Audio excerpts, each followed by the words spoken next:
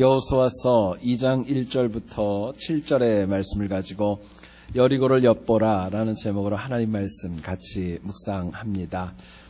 금세기 세계 최고의 지휘자로 인정받는 토스카닌이라는 사람이 있습니다. 이분은 처음부터 지휘를 했던 사람은 아니었고요. 원래는 첼로 연주자였다고 합니다.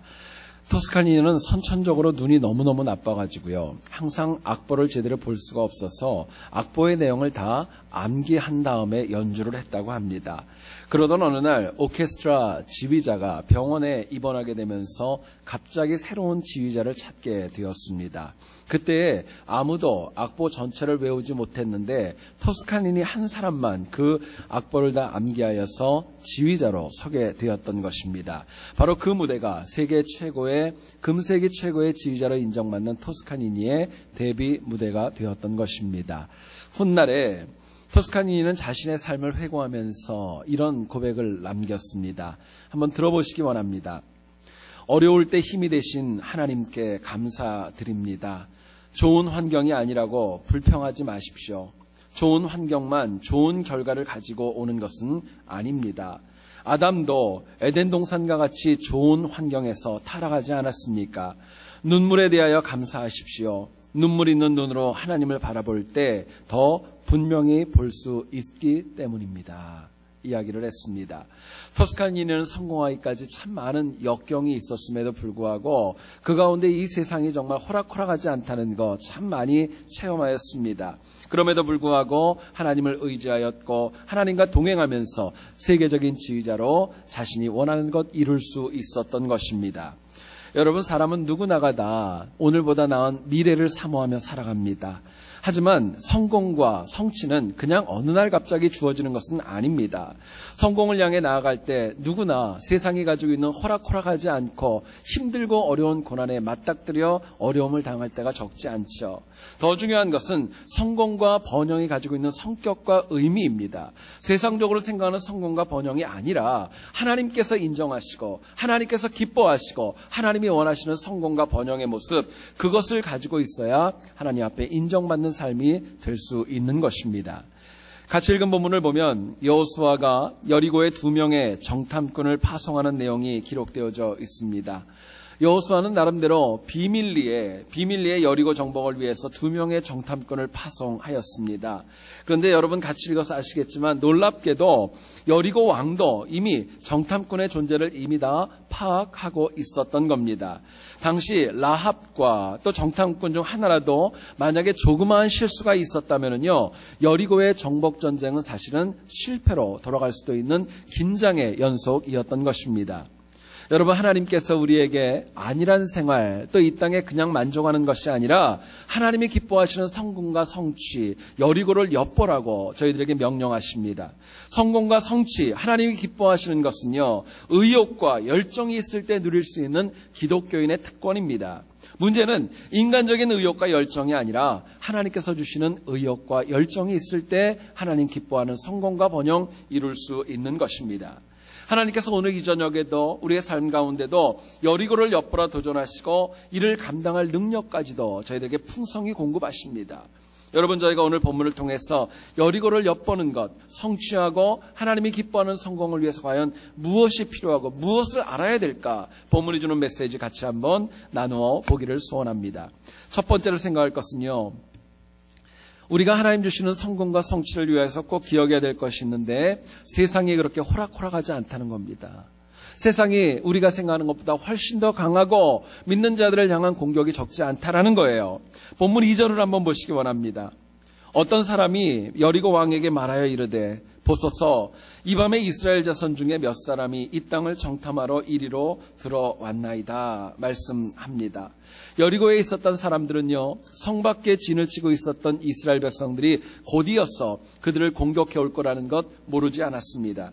그렇기 때문에 여리고 사람들은 촉각을 곤두세우고 있었고 첩자가 들어왔다는 걸 알게 되었고, 그것도 다른 어떤 것이 아니라 기생 라합의 집이라는 것을 분명하게 찝어서 알 정도로 그들의 첩보망이 굉장히 강했던 것입니다.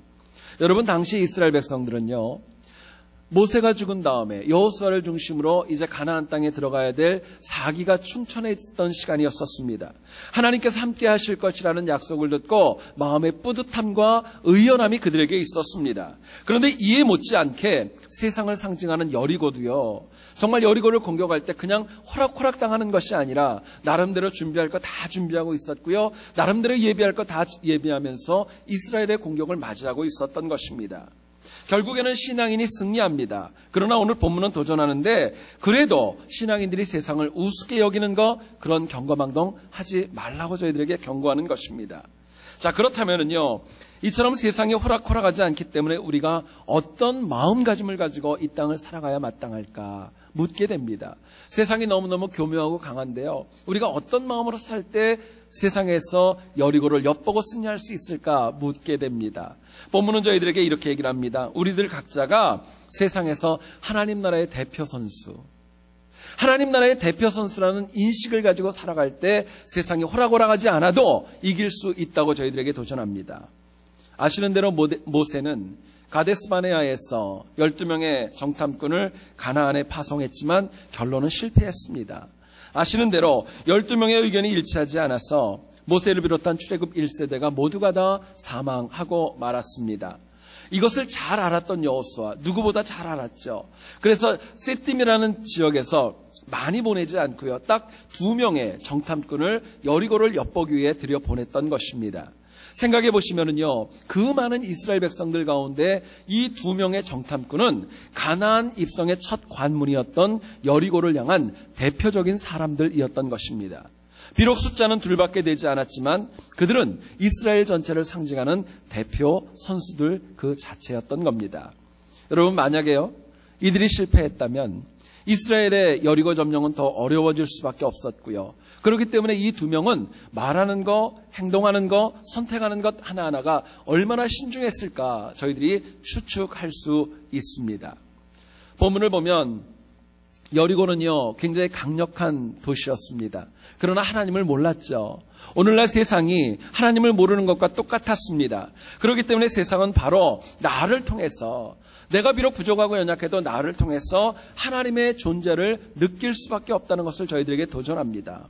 여러분, 잊지 마시기를 원하는 것, 세상 사람들은요, 교회에 와서 하나님을 바로 보는 거 아닙니다. 내가 세상에 나갔을 때 나라는 존재를 통하여 하나님이 어떤 분이고, 나라는 대표 선수를 통하여 복음이 어떻고, 나라는 사람을 통해서 하나님이 가지는 능력이 어떤 것인지를 파악하고 평가하는 것입니다. 결국 우리 각자는 내가 속한 공동체에서, 내가 만나는 사람들 가운데 하나님 나라를 대표하는 대표 선수라는 거 잊지 마셔야 됩니다. 우리는 대표 선수라는 거예요. 문제는 대표 선수로 살아가는 것이 쉽지는 않습니다. 게다가 세상도요, 호락호락하지 않다는 데에 더 큰 문제가 있습니다. 여러분, 세상을 가만히 보세요. 아무리 내가 신실해도 그대로 있는 그대로 받아주지 않습니다. 여리고는 이스라엘이 아닌 자신들 방식대로 생각하고 결정하는 악함이 있기 때문에 그렇습니다. 그리고 사단이 지배하는 세상이기 때문에요, 가능하면 하나님 나라의 대표 선수들을 교묘하게 한 번이라도 넘어뜨리기 위해서 얼마나 집요하게 우리의 삶을 공격해 들어오는지 모릅니다.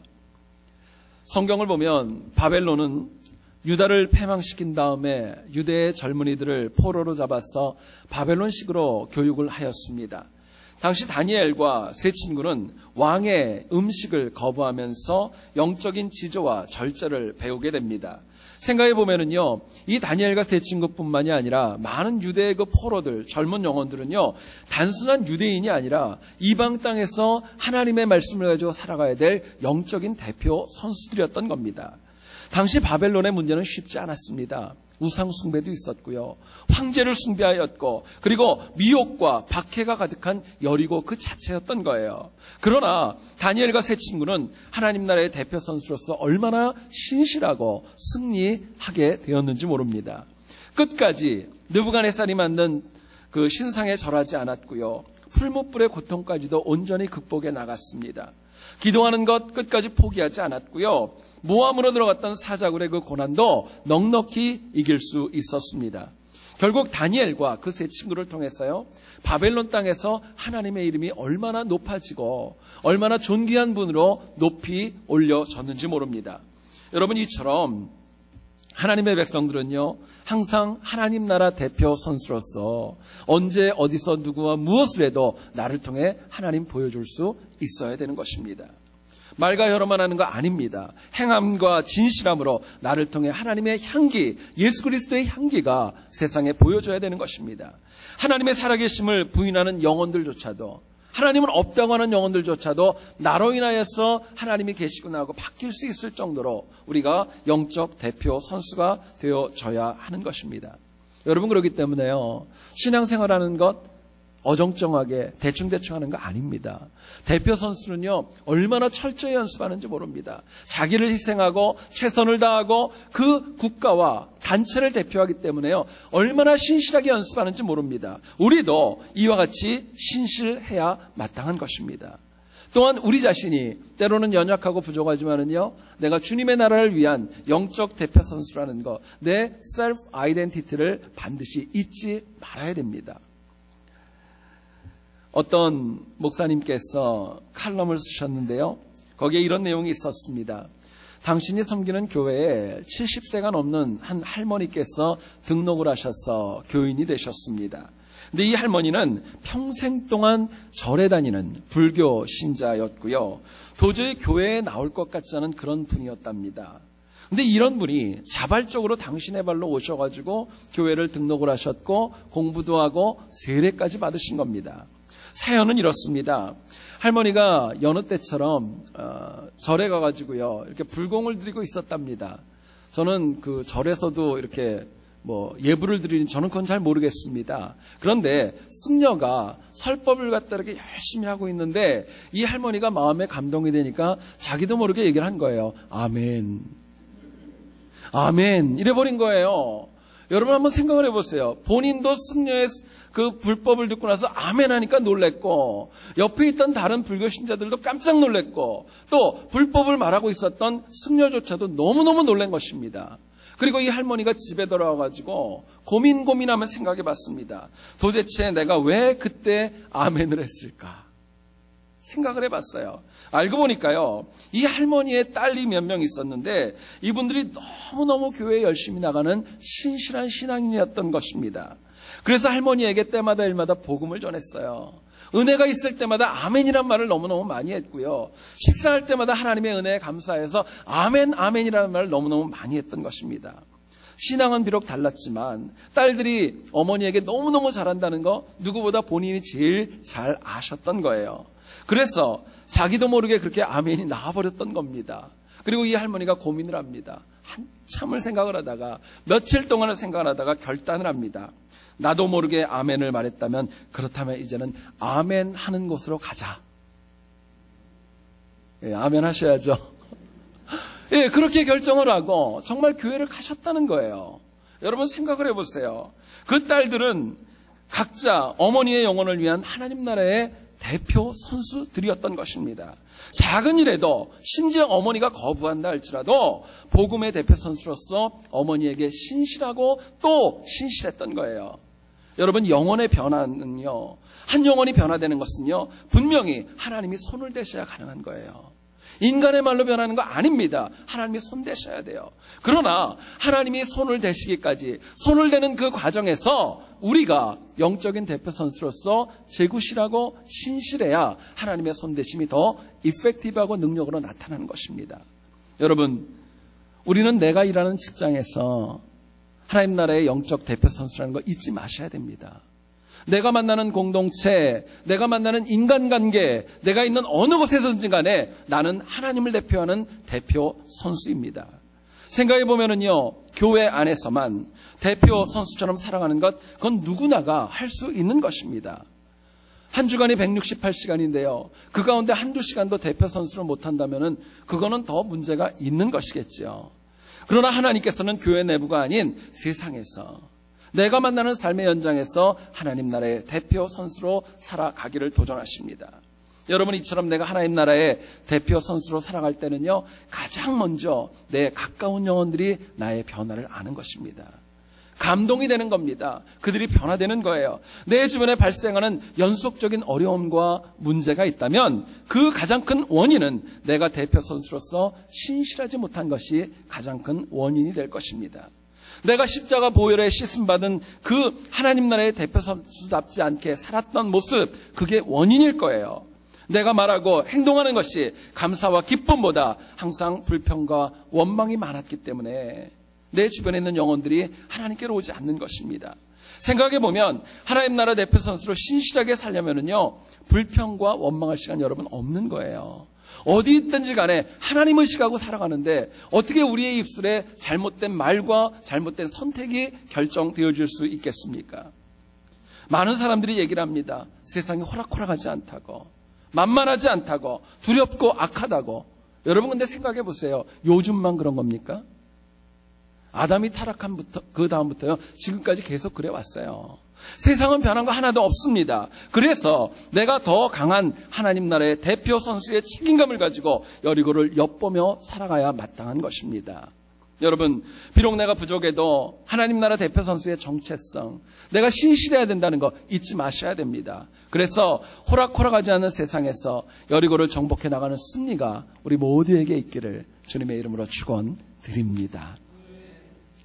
두 번째로 생각할 것은요, 우리가 여리고를 엿보는 과정, 성취와 성공을 위해서는요, 하나님의 동행하심이 있다는 거 잊지 마셔야 됩니다. 언제 어디서 내가 뭘 하든지 간에 하나님이 나와 함께 하신다는 겁니다. 오늘 본문을 가만히 읽어보면은요, 한 번도 하나님이라는 단어가 나오지 않습니다. 저는 말씀 묵상하며 생각해 봤습니다.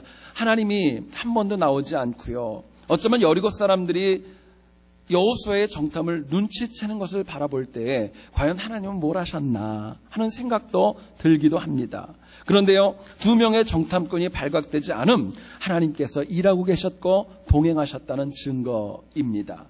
특별히 기생 라합이라는 인물을 변화시키셔서 하나님의 동행하심을 하나님은 분명하게 보여주셨습니다. 특히 이제 다음에 묵상을 하겠지만은요, 여호수아 2장 9절로 13절 내용을 보면 이 라합이라는 여인이 왜 정탐꾼들을 그렇게 숨겨주었는지 이유가 나옵니다. 한마디로 얘기하면 이것입니다. 하나님께서 어떻게 이스라엘과 동행하셨는지 이방 여인이었는데 너무너무 분명하고 철저하게 알았던 거예요. 하나님의 동행하심은 라합이 이스라엘을 안 도우면 안 될 정도로 분명하고 정확하게 보였던 것입니다. 여러분, 이처럼 하나님의 동행하심은요, 추상적이지 않습니다. 내 삶에 보이는 거예요. 내 삶에 나타나는 것이고 주변에 있는 많은 사람들이 내가 하나님과 동행하고 하나님이 나와 동행하는 거 보일 수밖에 없도록 역사하시는 것입니다. 여러분, 그렇다면 우리가 살아가면서 하나님이 나와 동행한다는 걸 너무너무 많이 고백하는데요, 어떤 면을 통해 우리가 알 수 있을까 물을 수 있습니다. 본문은 저희들에게 한 가지의 단면을 이렇게 보여줍니다. 우리의 삶에서 가장 적당한 사람을 예비하셔서 당신의 동행하심을 우리에게 보여주시는 겁니다. 사람을 준비하시는 거예요. 제일 좋은 사람, 제일 적당한 사람을 준비시키셔서 나에게 동행하시는 거 하나님이 보여주시는 겁니다. 여호수아서 2장 15절을 보면 성경이 이렇게 얘기를 합니다. 라합이 그들을 창문에서 줄로 달아내리니 그의 집이 성벽 위에 있으므로 그가 성벽 위에 거주하였음이라 말씀합니다. 여러분, 여기서 우리가 좀 주목해야 될 표현이 있습니다. 라합의 집이요, 성벽 위에 있었다는 말입니다. 성벽 위에 있었다고 얘기를 합니다. 당시의 여리고는요, 기독교 많은 고고학자들이 얘기를 할 때 이렇게 이야기를 합니다. 난공불락이었고요, 요새와 같은 정말 강력한 성이었다고 합니다. 그 구조를 이렇게 얘기를 하더라고요. 여리고라는 성은요, 두 개의 성벽이 있었답니다. 외벽이 있었고 내벽이 있었대요. 외벽 밖에 있는 벽은요, 두께가 무려 1m 80cm였다고 합니다. 어지간한 장신의 남자의 키야 맞먹을 정도로 정말 두꺼운 벽이 무려 9.2m 높이로 쌓여져 있었답니다. 그리고 안쪽에 있었던 내벽과의 거리가 4.6m가 떨어져 있었고요. 그리고 그 안쪽에 있는 내벽 위에는 집들이 여러 가지로 많이 건축되어져 있었다고 합니다. 아마도 당시 라합의 집은요, 성벽 위에 그곳에 바로 있었던 것으로 학자들은 추정합니다. 여러분, 여리고는요, 난공불락과 같은 그런 성이었었지만 가만히 생각해 보면은요, 이 두 명의 정탐꾼들이 가장 짧은 거리로, 가장 최적의 장소로 옮길 수 있는 그곳에 라합의 집이 있었던 것입니다. 뿐만 아니라 여리고에 있던 모든 사람들이 다 하나님의 살아계심을 느낀 거 아닙니다. 기생으로 정말 사람들에게 외면받았었던 그 여인 하나가 하나님의 살아계심과 동행하심을 알고 믿음을 고백하게 되었습니다. 근데 하나님께서는요, 이 두 명이 가서 정탐을 할 때 가장 좋은 장소에 가장 준비되어진 영혼 하나를 준비하셔서 여리고의 승리를 이끌어 가셨던 것입니다. 여러분 생각해 보시죠. 만약에 라합이라는 여인이 없었다면 여리고 정탐이 어떻게 되었을까요? 만약에 중간에 라합이라는 여인이 마음이 바뀌어가지고요, 만약에 정탐꾼들을 신고했다면 어떻게 되었을까요? 어쩌면 이스라엘의 가나안 정복기는요, 전혀 다른 이야기로 전개되었을지도 모르겠습니다. 여러분 꼭 기억하시기 바랍니다. 하나님께서 우리 인생에도 제일 좋고 가장 필요한 사람들을 예비하셔서 동행하십니다. 제일 좋은 사람을 예비하시는 거예요. 우리는 때로는 그런 생각을 합니다. 왜 그때 그 사람이 나타났을까? 왜 그 사람이 나를 도왔을까? 정확히 알 수는 없습니다. 그런데요, 내 인생이 그 사람으로 인해서 변화되었고 험난한 여러 가지 많은 어려움들을 잘 이길 수 있었던 시간이 분명히 있었습니다. 나중에 시간이 지나고 보니까 왜 그렇게 되었고 누가 그 사람을 만나게 했고 누가 그 사람을 보내주었는지를 저희들이 파악하고 깨닫게 되는 것입니다. 여러분 분명한 것, 인간과는 다릅니다. 인간의 동행함은요, 얼마나 어정쩡한지 몰라요. 구멍투성입니다. 그러나 하나님의 동행하심과 예비하심은요, 정확하고도 정확한 것입니다. 어떤 산골에 할아버지 한 분이 사셨답니다.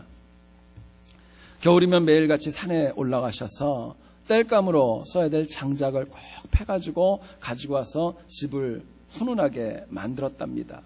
도시에 사는 아들이 그거를 볼 때마다 너무너무 마음이 아프고 안타까워가지고요, 아버지를 위하여서 그 석유로 뜨겁게 하는 난로를 잘 준비해가지고 보일러를 설치를 해드렸답니다. 근데 여러분, 아들은 편하게 생각을 했어요. 내가 우리 아버지를 위해서 석유 보일러를 갖다 드렸으니까 이제는 괜찮겠지 생각을 했답니다. 근데 시간이 지나면서 석유 값이 막 오르더래요. 오르기 시작해가지고요, 나중에 어떻게 됐느냐, 치솟는 석유 가격 때문에 그 할아버지 다시 장작패로 산으로 갔답니다. 여러분, 인간이 누군가와 동행한다는 것은요, 너무너무 허술합니다. 온전하지 않은 거예요. 그런데요, 하나님은 그렇지 않습니다. 정확하신 분입니다. 저희들이 성경을 보면 저희들이 읽는 성경이 아니라 개역 한글입니다. 지난번에 저희들이 봤던 성경에 보게 되면은 창세기 24장 12절에 보면 이런 말씀이 나옵니다. 이삭이 리브가를 순적하게 만났다 이야기하고 있습니다. 아브라함은 이삭의 아내를 찾기 위하여서 집의 종이었던 엘리에셀을 자신의 고향으로 파송합니다. 나홀성에 도착했었던 엘리에셀은요, 주인 아브라함을 닮아서 그런지 가장 먼저 엎드려 하나님 앞에 간절히 기도부터 시작합니다. 기도의 내용은 이것입니다. 하나님, 주인의 아들을 위해 예비한 처자 순적하게 만나게 도와주시옵소서. 제가 물을 달라 하면 물을 대접할 뿐만 아니라 함께 데리고 온 약대들에게도 물을 길어줄 수 있는 그 여인이면 하나님이 지정하신 분으로 알겠습니다. 기도를 하였어요. 그런데 여러분 생각해 보시죠. 여인의 몸으로요, 약대도 성경을 보니까 한두 마리가 아닙니다. 당시 엘리에셀이 데려갔던 약대의 숫자는 무려 10마리나 되었다고 합니다. 근데 그거 하는 거 쉽지 않았어요. 그런데 그렇게 어쩌면 무리한 기도를 드렸던 겁니다. 그런데 성경을 보면은요, 2번도 아니고 단 한 번만에 하나님께서 예비하신 리브가가 나타납니다. 엘리에셀의 부탁에 물을 대접하는 것은 물론이고요, 묻지 않았는데도 불구하고 기도한 그대로 약대들에게도요, 그대로 물을 길어 나르게 됩니다. 여러분, 여기서 우리가 좀 주목해야 될 단어가 있습니다. 순적함이라는 단어입니다. 히브리 원어로 보면은요, 순적함은요, 헤세드라는 단어를 씁니다. 이 헤세드는요, 어떤 뜻이냐면은요, 나를 향한 하나님의 호의란 뜻입니다. 나를 향한 하나님의 사랑과 나를 향한 하나님의 평강, 의로움을 나타낼 때 쓰는 말이 헤세드라는 단어입니다. 여러분, 하나님께서 내 삶에 꼭 필요한 시기마다 헤세드로 하나님의 사람을 예비해 주시는 겁니다. 다윗을 위하여서 요나단이라는 인물을 예비하셨죠. 다메섹에서 만나서 고난 중에 있었던 사울을 위하여서 아나니아라는 인물을 예비해 주셨습니다. 오네시모라는 그 노예를 위하여서 사도 바울을 로마에서 예비해 주셨습니다. 결국 내 삶에도 이처럼 하나님의 헤세드, 하나님의 호의로 예비하신 영혼들이 과거에도 있었고 지금도 분명히 존재하고 앞으로도 있을 것이라는 거, 여러분 이거 믿으셔야 됩니다. 이게 믿음이에요. 정신분석가로 굉장히 유명한 빅터 프랭클이라고 하는 박사에게 굉장히 늦은 시간에 전화 한 통화가 왔습니다. 한 번도 본 적이 없는 청년이었는데요. 전화에다 대고 이렇게 얘기를 합니다. 나는 오늘 밤 자살을 하려고 합니다. 이야기를 하면서 울먹이기 시작을 합니다. 여러분 생각을 한번 해보시죠. 밤에 자려고 그러는데 한 번도 듣도 보도 못한 청년이 전화해서 나는 자살을 하려고 합니다. 그럼 여러분 뭐라고 하시겠습니까? 아마 그럴 거예요. 전화 잘못 걸었습니다. 아니면은 딴 데 가서 알아보세요.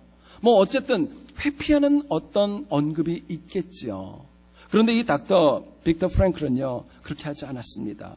밤이 새도록 많은 말로 그러면 안 된다고 듣도 보도 못한 청년을 설득하기 시작을 합니다. 그렇게 아침이 되었습니다. 결국에는 그 전화통화를 통해서 그 청년이 고백합니다. 마음을 바꾸고요. 이제는 자살하지 않고 열심히 살아보겠다고 바뀌게 되었어요. 여러분 생각해 보세요. 왜 이 청년이 바뀌었을까? 이 닥터 프랭클도요 굉장히 궁금했습니다. 그래서 청년에게 물어봤어요. 내가 한 말 중에서 도대체 어떤 말이 감동이 돼가지고 당신이 이렇게 뜻을 바꿨냐 물어보았습니다. 그러자 이 청년이요 굉장히 뜻밖의 대답을 하더랍니다. 이렇게 얘기를 했대요.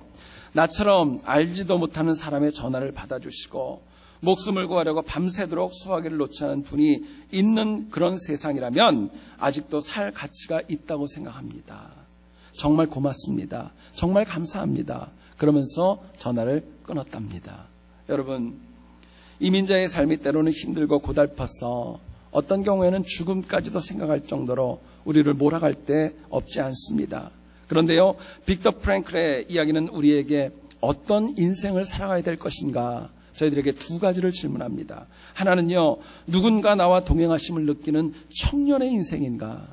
또 하나는 청년을 살렸던 빅터 프랭클의 삶인가? 저희들에게 물어보는 겁니다.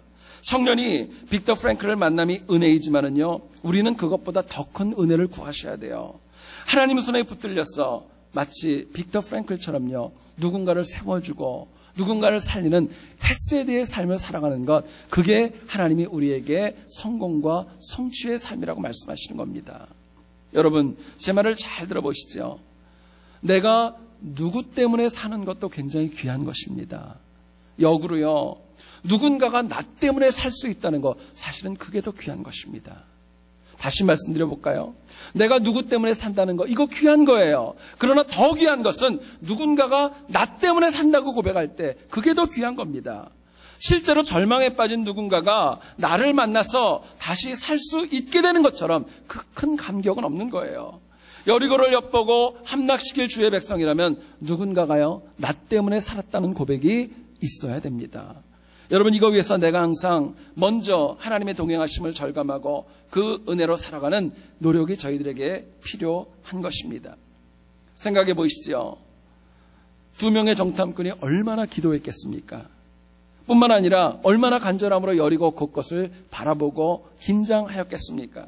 얼마나 하나님의 동행하심을 갈망하면서 여리고의 하나하나를 다 쳐다보았겠습니까? 이처럼 하나님의 동행하심을 체험하고 누군가를 살리는 데 쓰임받기를 원한다면요, 우리도 이와 같은 간절함이 필요한 겁니다. 간절함이 필요합니다. 하나님 말씀 중에 주의 음성을 들어야 하고 예배와 찬송을 통해 하나님의 살아계심 온전히 체험할 줄 알아야 됩니다.